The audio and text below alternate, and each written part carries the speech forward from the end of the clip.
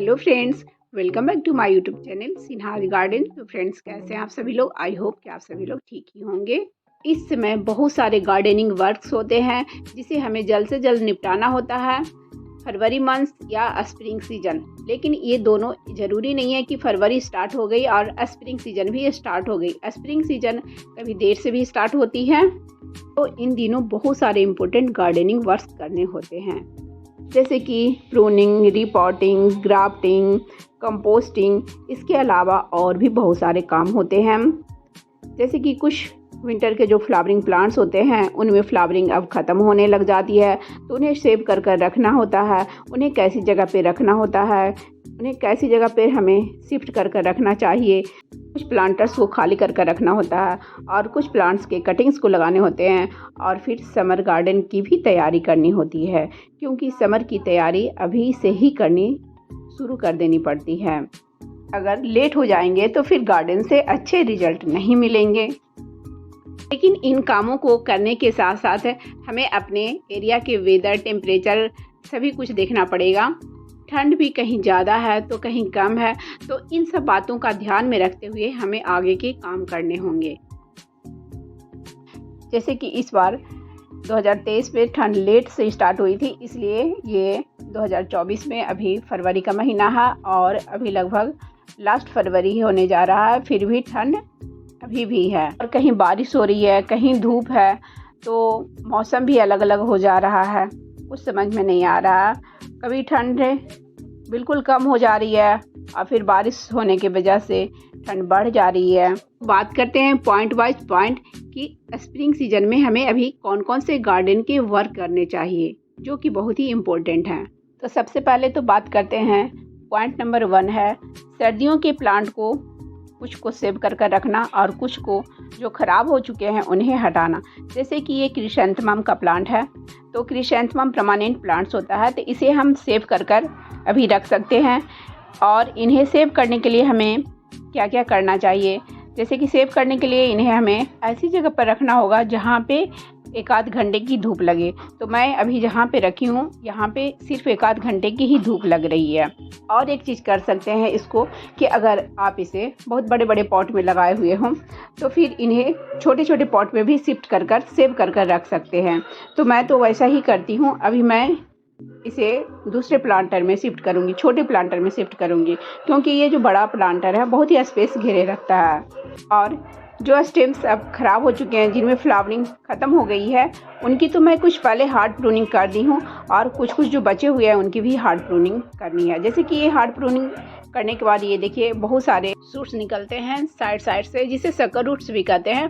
तो फिर हम नेक्स्ट ईयर इन सभी के कटिंग्स को भी लगा सकते हैं या इनसे भी फ्लावरिंग ले सकते हैं।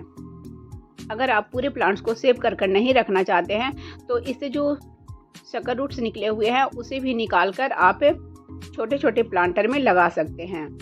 जैसे कि मैं एक सकर रूट्स और एक कटिंग्स को लगा कर रखी हुई हूँ जो कि लग गए हैं, तो कटिंग्स वो नहीं लगेंगे जिन पे कि फ्लावरिंग हो चुकी है। नेक्स्ट पॉइंट है पॉट को खाली करना। जैसे कि ये ध्यान दें कि आपके प्लांटर्स में के कौन कौन से प्लांट जो हैं सूख गए हैं, तो उन्हें खाली कर ले और उनके सॉइल को इस तरह से इकट्ठा कर कर रख लें। नेक्स्ट पॉइंट जो कि बहुत ही इम्पोर्टेंट है, मिट्टी को रिचार्ज करें। तो इस तरह से मिट्टी को धूप में सुखा लें। इन्हें 3, 4, 5 दिन तक, 6 दिन तक धूप में सूखने दें। उसके बाद फिर इस मिट्टी को दूसरे प्लांटर में यूज कर सकते हैं। दूसरे प्लांट को लगाने में मिट्टी को सुखा देने से इसमें सारे पोषक तत्व फिर से वापस आ जाएंगे और उस प्लांट को लगाएंगे तो फिर वो सारे पोषक तत्व उस प्लांट को मिल जाएंगे। तो इस तरह से सारे चीज़ सुखा लें जो कि अभी आगे आपको यूज करने हैं प्लांट में। जैसे मैंने राइस हस्क, राख, लकड़ी के कोयले, सारे चीज़ मैं धूप में रखी हुई हूँ इस तरह से। नेक्स्ट पॉइंट है ग्राफ्टिंग। जैसे कि एडेनियम प्लांट पे अभी हम ग्राफ्टिंग कर सकते हैं, या और कोई दूसरे प्लांट जिस पे की ग्राफ्टिंग करनी हो तो उस पर भी हम ग्राफ्टिंग कर सकते हैं अभी। नेक्स्ट पॉइंट, पहले आप सभी प्लांट को मॉनिटर कर लें कि किस प्लांट को किस तरह की केयर की ज़रूरत है। जैसे कि कुछ प्लांट को प्रूनिंग की ज़रूरत होती है, कुछ को सिर्फ क्लीन करने की ज़रूरत होती है। जैसे इसमें देख रहे होंगे कि इसके ब्रांचेस लैगी से हो गए हैं, तो इसे प्रून कर सकते हैं। अगर आपको प्रून करने की ज़रूरत नहीं लग रही है तो सिर्फ जो ड्राई लीव्स वगैरह हैं उसे हटा दें। अब जैसे ये है जेड प्लांट, तो इसकी अगर आप चाहते हैं कि प्रूनिंग करना तो प्रूनिंग करें। नेक्स्ट पॉइंट है प्रूनिंग। प्रूनिंग भी बहुत ही इम्पोर्टेंट पॉइंट है, क्योंकि इस समय अधिकतर परमानेंट प्लांट्स डॉर्मेंसी से बाहर आते हैं, तो उन्हें प्रूनिंग की ज़रूरत पड़ती है। प्रूनिंग करने से प्लांट को एक शेप मिलता है और प्लांट बुशी होता है। प्रूनिंग हम दो तरीके से करते हैं, एक हार्ड प्रूनिंग और दूसरा सॉफ्ट प्रूनिंग। सॉफ्ट प्रूनिंग तो हम लोग हमेशा करते हैं, लेकिन हार्ड प्रूनिंग हम हमेशा नहीं कर सकते हैं। अधिक ठंड में भी हार्ड प्रूनिंग नहीं कर सकते हैं और अधिक गर्मी में भी हार्ड प्रूनिंग नहीं कर सकते हैं। अगर आपके यहाँ बहुत ज़्यादा ठंड है तो आप हार्ड प्रूनिंग नहीं करें। मतलब कि अभी भी आप दिन में भी दोपहर में अगर गार्डन में काम कर रहे हों और पूरी तरह से स्वेटर स्कार्फ वगैरह लगा कर रहे हों, तो यानी कि अभी भी आपके यहाँ बहुत ज़्यादा ठंड है। अगर आप मतलब कि अब कुछ दिनों के बाद आपके यहाँ ऐसा लगने लग जाए कि बस 8-10 दिन के बाद पंखे चलने की कंडीशन आने वाली है, तो आप हार्ड प्रूनिंग कर सकते हैं। तो ये मैं हिबिस्कस की भी हार्ड प्रूनिंग कर दी हूँ। तो आप अपने यहाँ के वेदर के अनुसार, टेम्परेचर के अनुसार ये सब काम करें, जो कि मैं पहले भी बता चुकी हूँ। तो मेरे यहाँ का अभी हार्ड प्रूनिंग का समय बहुत ही अच्छा है, बेस्ट है। अगर आप ज़्यादा लेट करेंगे तो फिर हार्ड प्रूनिंग नहीं फिर कर पाएंगे। और यहाँ पे एक और इम्पोर्टेंट बात हो जाती है कि पहले प्रूनिंग करें या रिपोर्टिंग करें। तो अगर आप बिगिनर हैं तो आप पहले हार्ड प्रून करना चाहते हैं तो हार्ड प्रून कर दें, और जब आपके प्लांट में ग्रोथ स्टार्ट हो जाए तो फिर आप रिपोर्टिंग करें। और अगर आप एक्सपर्ट हैं तो स्टेम प्रूनिंग, रूट प्रूनिंग सभी एक साथ कर सकते हैं। नेक्स्ट पॉइंट है रूट प्रूनिंग। तो हमें कैसे पता चलेगा कि हमें रूट प्रूनिंग करने की ज़रूरत है? तो जब प्लांट्स की रूट्स ऊपर की ओर आ जाए तो आप समझिए कि रूट बॉन्ड हो चुकी है और आपके प्लांट को रूट प्रूनिंग करने की ज़रूरत है। प्लांट्स की रिपोर्टिंग तो हम हमेशा करते हैं, लेकिन रूट प्रूनिंग हम हमेशा नहीं कर सकते हैं। बहुत अधिक ठंड या बहुत अधिक गर्मी में हम रूट प्रूनिंग नहीं कर सकते हैं, इससे हमारा प्लांट खराब हो सकता है। लेकिन अगर हम रूट प्रूनिंग कर रहे हैं तो उसमें तो रिपोर्टिंग भी हो ही जाएगी, क्योंकि प्लांट को हम बाहर निकालेंगे, फिर उसके रूट को प्रून करेंगे, फिर से प्लांट को लगाएंगे, तो रिपोर्टिंग तो हो ही जाएगी। लेकिन सिर्फ रिपोर्टिंग करना है तो रूट प्रूनिंग इस तरह से हम नहीं करते हैं। नेक्स्ट पॉइंट है रिपोर्टिंग। अगर प्लांट्स के रूट को प्रून वगैरह नहीं करना है तो प्लांट को बाहर निकालें और उसके सॉइल में कंपोस्ट वगैरह मिलाकर फिर से प्लांट की रिपोर्टिंग कर दें। नेक्स्ट पॉइंट है ऐड कंपोस्ट। आपको कुछ प्लांट को कुछ भी नहीं करना, जैसे कि ना रिपोर्टिंग करनी है ना प्रूनिंग करनी है, तो उन्हें गुड़ाई कर लें और गुड़ाई कर उसमें कंपोस्ट डाल दें। कंपोस्ट में आप किचन वेस्ट कंपोस्ट, गोबर की खाद, चाय पत्ती की खाद या बर्मिंग कंपोस्ट कुछ भी डाल सकते हैं, जो आपके पास अवेलेबल हो वो डाल सकते हैं।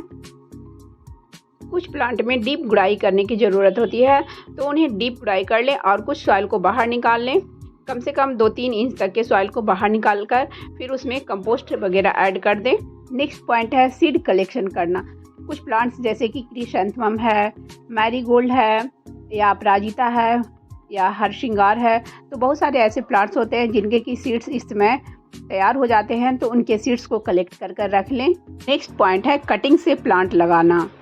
इसमें बहुत सारे परमानेंट प्लांट्स को आप कटिंग से तैयार कर सकते हैं, जैसे कि हिबिस्कस है, कनेर है, टिकोमा है। बहुत सारे ऐसे प्लांट्स हैं जो आपको इधर उधर रोड साइड में या पार्क में मिल जाएंगे, तो आप फ्री ऑफ कॉस्ट बहुत सारे प्लांट्स के कटिंग्स को अभी तैयार कर सकते हैं।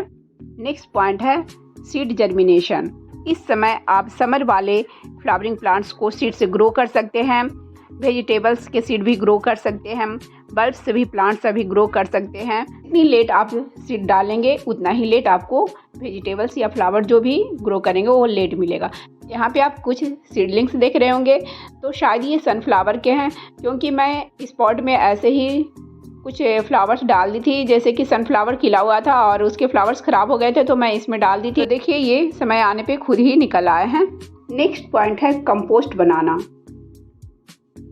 तो कंपोस्ट तो हमेशा बनाते ही रहते हैं, लेकिन ठंड में डिकम्पोजिशन की प्रोसेस स्लो हो जाती है और गर्मी के दिनों में डिकम्पोजिशन की प्रोसेस फास्ट हो जाती है, तो इस समय कंपोस्ट बनाने का बहुत ही अच्छा समय है। तो इसमें भी कंपोस्ट ही बन रहे हैं, तो सॉइल के साथ साथ किचन वेस्टेज वगैरह, लीफ वगैरह सब डाला हुआ। नेक्स्ट पॉइंट है प्लांट्स को अंदर बाहर करना यानी शिफ्टिंग करना। जैसे कि कुछ जो विंटर वाले प्लांट्स हैं जिन्हें सेव करना है उन्हें अंदर किए, और कुछ प्लांट्स जैसे कि मॉस रोज, पॉर्चुला का है, तो इन्हें अभी धूप की ज़रूरत है, तो इन्हें फुल सनलाइट में रखना यानी कि बाहर करना। नेक्स्ट पॉइंट है गार्डन की साफ सफाई के साथ साथ पॉट की भी डेंटिंग पेंटिंग अभी कर सकते हैं, या प्लांटर स्टैंड को भी डेंटिंग पेंटिंग कर सकते हैं। जैसे कि मिट्टी का पॉट है तो अभी डेंटिंग पेंटिंग करना आसान होता है, क्योंकि अभी पॉट हल्का होता है, क्योंकि अभी हम लोग इसकी प्रूनिंग और रिपोर्टिंग करते हैं, तो रिपोर्टिंग करने में पॉट खाली भी होते हैं, या प्रूनिंग करने से पॉट हल्का भी हो जाता है। अभी आप देख रहे होंगे कि मेरा गार्डन बिल्कुल चेंज है, मेरा बालकनी अभी बिल्कुल आपको चेंज नज़र आ रहा होगा, क्योंकि अभी मेरे गार्डन में साफ़ सफाई का काम चल रहा है। तो मेरे यहाँ अभी कई महीनों से कंस्ट्रक्शन वर्क चल रहे थे, तो उसके कारण मेरा बालकनी बिल्कुल से गंदा हो गया था। तो मैंने सारे प्लांटर्स को हटाकर और अपने बालकनी की सफाई की है। सफाई की भी वीडियो मैं बाद में डालूँगी। तो बहुत कम प्लांट भी नज़र आ रहे होंगे और सब अलग अलग जगह पे नज़र आ रहे होंगे अभी। तो गार्डन की सफाई का काम चल रहा है मेरा। और ये देखिए मैंने कुछ प्लांट को निकाल कर भी रखा, तो इसलिए सफाई करना भी बहुत ही आसान है। इसलिए अभी हम अपने पॉट को डेंटिंग पेंटिंग भी कर रख सकते हैं। और प्लास्टिक के पॉट हैं तो इस तरह से धोकर साफ़ सुथरा कर यहाँ पे सूखने के लिए छोड़ दे सकते हैं। नेक्स्ट पॉइंट है कि मार्केट से कौन कौन से सामान लाने हैं उसका एक लिस्ट बना लें, उसके बाद नर्सरी या मार्केट से सामान ले आएँ। जैसे कि पहले तो आप एक दिमाग में स्ट्रक्चर बना लें कि कौन से प्लांट को क्या करना है, कौन से प्लांट के लिए और हमें पॉट चाहिए या कंपोस्ट चाहिए, फंगिसाइड्स चाहिए। जैसे कि ये रेफिन डस्ट पाउडर है, तो मैं ये चींटी को भगाने के लिए लाई हूँ, क्योंकि मेरे सभी पॉट में चींटियाँ लगी हुई हैं। तो गैमेक्सिन पाउडर की जगह इसको आप यूज कर सकते हैं और इससे चींटियाँ भागती है। मैंने इसको यूज कर भी देखा है। तो कटाई, छटाई, गुड़ाई, रिपोर्टिंग, प्रूनिंग, कंपोस्टिंग का काम जब पूरा हो जाए तो उसके बाद 15 दिन के बाद भी आपको अपने प्लांट में कुछ फर्टिलाइज़र डालने होंगे। और एक बात और ध्यान रखिए कि रिपोर्टिंग के 15 से 20 दिन के बाद ही हमें कोई भी लिक्विड फर्टिलाइज़र डालना है वो डालें, क्योंकि हम लोग रिपोर्टिंग टाइम या गुड़ाई करते समय अच्छी खासी फर्टिलाइज़र, कंपोस्ट वगैरह डाल लेते हैं अपने प्लांट में, तो तुरंत हमें नहीं डालना है। तो जब सारे काम कंप्लीट हो जाते हैं तो उसके 15 से 20 दिन बाद आप एक बार नीम खली का लिक्विड फर्टिलाइज़र बनाकर डाल सकते हैं। और उसके 15 दिन के बाद आप सरसों की खली का लिक्विड फर्टिलाइज़र बनाकर अपने प्लांट्स में डालें, क्योंकि सरसों की खली का लिक्विड फर्टिलाइज़र फिर बाद में आप नहीं डाल सकते हैं, क्योंकि फिर गर्मी आ जाएगी और ये खाद जो है गर्म होता है, तो फिर आपके प्लांट्स को नुकसान पहुंचाएगा। तो फ्रेंड्स, ये है स्प्रिंग सीजन के गार्डनिंग वर्क, जो कि बहुत ही इम्पोर्टेंट है और बहुत ही अधिक वर्क होता है इस टाइम। तो फ्रेंड्स, मेरी वीडियो अगर अच्छी लगी हो तो प्लीज़ मेरी वीडियो को लाइक करें, शेयर करें और कमेंट्स करें। और जो मेरी वीडियो में पहली बार आए हैं तो प्लीज़ मेरे चैनल को सब्सक्राइब कर लें और बेल आइकन्स को भी प्रेस कर दें, ताकि जब भी मैं अपनी न्यू वीडियो डालूँ तो उसकी नोटिफिकेशन आपको समय से मिल जाए। Bye bye friends, thanks for watching.